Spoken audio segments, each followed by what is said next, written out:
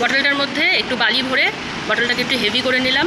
তারপর বটলের পেটটাকে নিউজ পেপারকে একটু জলে ভিজিয়ে ফেভিকল দিয়ে এটাকে স্টিক করে এরকম করে একটা মোটা মোটা শেপ করে দিলাম।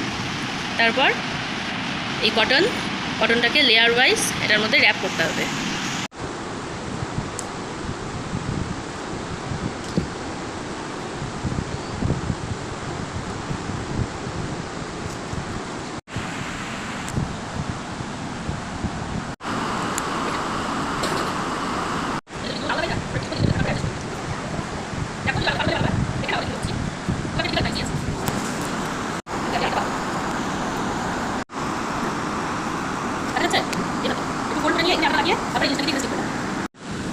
চোখটা কিন্তু আমরা দোকান থেকে কেনা গুগলি আইস লাগাবো না, আমরা নিজেরা আইস বানাবো। হ্যাঁ, নিজেরা গুগলি নড়বে কিন্তু আমাদের নড়বে না।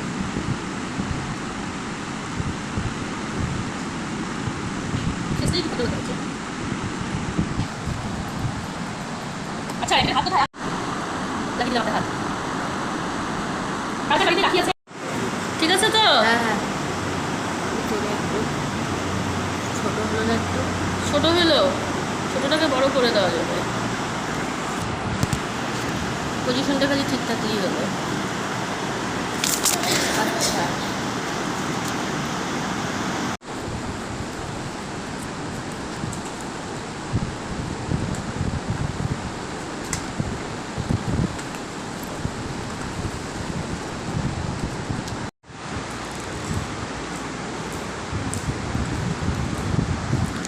দেখাইতে যায় না, আরেকটা চোখ থাকবে দাদা, দেখাইতে যাচ্ছে না। দুটো গুগলি আইস হোয়াইট পেপারের মধ্যে এই মেডিসিনের কাভারের টুকরাগুলো দিয়ে ছোটো ছোটো কালো কাগজ কেটে আমরা ঢুকিয়ে দিয়েছি। শুকিয়ে গেলে শেপ করে কেটে নেবো।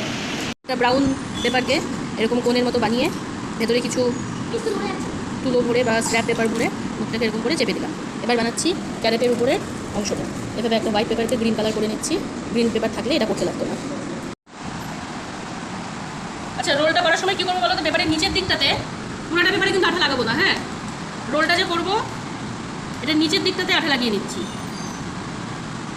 শুধু নিচের দিকটাতে। হ্যাঁ, তারপর রোল করা শুরু করবো। মানে কী হবে বলো তো? নিচের দিকটা লাগানো থাকবে, ওপরের দিকটা খোলা থাকবে। বোঝা যাচ্ছে? নিচের দিকটা লাগানো থাকবে, ওপরের দিকটা খোলা থাকবে। শুধু নিচের দিকে আঠা লাগিয়েছি। এবার ওপর দিকটা কী করবো? কেচি দিয়ে এইভাবে কাটবো, একদম ঝিরি ঝিরি ঝিরি ঝিরি করে অনেকগুলো কাট করবো। যেখানে আঠা লাগানো আছে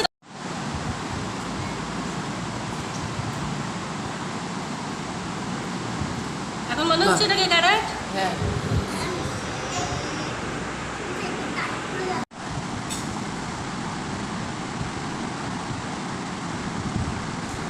তাহলে এখন আর গুগলি আইস কারো কিনতে হবে না। গুগলি আইস বানানো শিখে গেছো, সবাই শিখে গেছো গুগলি আইস বানানো। আর কিনতে হবে কোনোদিনও? থ্যাংক ইউ বলো আমাকে। স্বপ্ননীল থ্যাংক ইউ বলে নাই।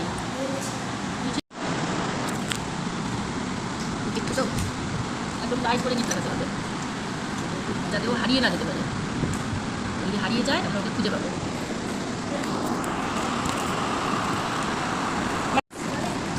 আঠা লাগিয়ে চোখটা লাগিয়ে দিলাম, এই যে।